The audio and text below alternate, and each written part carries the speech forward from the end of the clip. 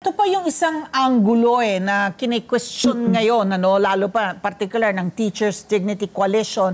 Itong ang ginawa nga nila, just so pumasok dun sa kasi yung constitutional prohibition, di ba? Sabi nga doon, nakulabag sa 1987 Constitution yan kasi yung pinakamalaking allocation binigay sa DPWH with 1.113 trillion. So ang ginawa ngayon ng palasyo, nilakihan nila yung para sa edukasyon, just so to overcome that constitutional prohibition. Pero ngayon, ang punto naman nila ngayon, kine-question nila, bakit pa din naman itong pati yung PMA, ang PNP Academy, itong Public Defense College of the Philippines, lahat ng Local Government Academy, Philippine Public Safety College. Pati itong mga ito, National Defense College of the Philippines, pati ito parang counted na. I don't know if you would know if this happened in the previous budgets or if this is allowed to be counted under the education sector. Ganong meron, dati daw kinukuha nila yung alokasyon nila from the respective departments, no? Yes. Actually, historically, hindi naman talaga kasama ang mga learning institutions ng government that cater to civilian and military personnel sa pag-count ng education sector budget. It used to be talagang just DepEd. And then over the years, because of changes in policy sa education, nagkaroon tayo ng free tuition law, eventually nakasama na sa count yung budgets for CHED, para sa free tuition, yung budgets ng SUCs, budgets ng TESDA para sa textbook education. But yung mga eskwelahan o yung mga academy na nabanggit niyo po kanina, hindi talaga yan kasama sa computation. But even then, ang dapat nating balikan na prinsipyo ay kung ano ba yung sinasabi ng konstitusyon. Ang sinasabi ng konstitusyon, education para sa ating mga mamamayan. At alam naman natin na malaki ang education crisis. So I think there's a fundamental question with how the education sector is defined. Hindi lang po yung pag-compute ng education budget ang questionable dito, kundi yung pag-compute din ng public works budget para palabasin na mas mataas ang education.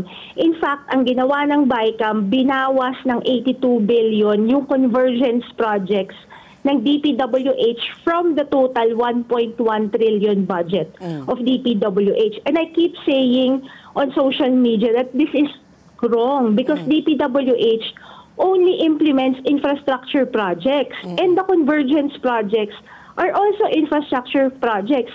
In fact, dyan nakalodge ang maraming congressional insertions na ginawa ng BICAM. Hindi lang itong para sa 2025 budget, but even in previous years. So, I think it's ripe for a constitutional case to be filed in the Supreme Court. Yan. So, para kayo lang natin narinig yung convergence. Yes, I was going to ask nga Ano yung ano ba yung convergence besides kung 82 billion was deducted, ano yung sa convergence? How does that affect us? Yes. Sa totoo lang yung convergence project, originally, ito yung mga infrastructure projects katulad ng tourism road infra na ang pagde-decide kung anong mga projects, kung anong mga infrastructure at kung saan ang mga locations ng mga projects na ito ang popondohan ay ginagawa ng DPWH and DOTR in the case of tourism roads.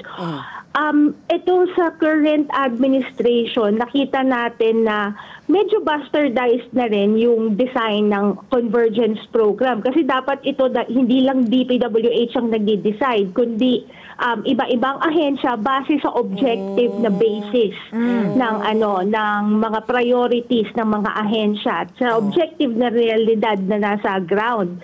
Kaya lang ang nangyayari ngayon, na ilagay na under the convergence program yung mga hyper-local projects na napupunta sa mga congressional districts. Halimbawa nito yung mga multipurpose halls, yung mga maliliit na local roads and projects, mga drainage works, flood control.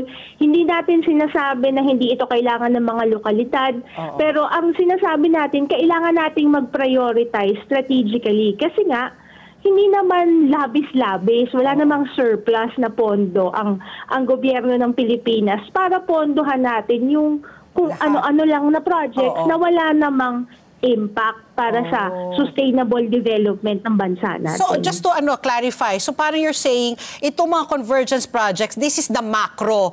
Pero itong mga hyperlocal projects, ito yung mga micro na mas maliliit na dapat... Yes, exactly. Okay. Now I get it now. Okay, convergence and hyperlocal projects. So this is already the new pork, in other words. Yes. Yes. Oo. Na talagang, so itong mga infra projects, ang pork, not the ayuda, not the AKAP, kasi I thought it's more the AKAP eh. What do you think both. of the AKAP? Both. They're both. Kasi nung bago na-abolish yung PDAF, kung matatandaan natin nung 2013, sinabi ng Supreme Court na bawal na ang post-enactment authority o yung pakikialam ng legislator sa national budget pagkatapos itong maipasa ng Kongreso. Talagang traditionally merong tinatawag na hard projects and soft projects ang mga legislators. Yung hard projects, ito yung mga hyperlocal infrastructure projects. Hindi nga natin masasabi na nasa DPWH lamang yan kasi naging sky's the limit. Yung sa practice na ginagawa nila, there could actually be infrastructure projects na nakalodge, halimbawa sa NIA para sa irrigation, halimbawa para sa DA. The other side of it are also the soft projects of the legislators. Ito yung mga ayuda types of programs kagaya ng AKAP, kagaya ng assistance to indigent individuals na nasa budget din ng DSWD, kagaya ng medical assistance to indigent patients. Ito yung sistema ng guarantee letters kung saan yung mga ordinaryong Pilipino pipila sa mga opisina ng legislators para humingi ng medical assistance. Correct. So, katulad din ng tupad sa DOLE, ito yung mga soft projects na gustong-gusto ng mga legislators na palakihin ang pondo every year. And this is actually what they have been doing in the last 3 budget cycles. Together, Sunnet 25, Sunnet 25.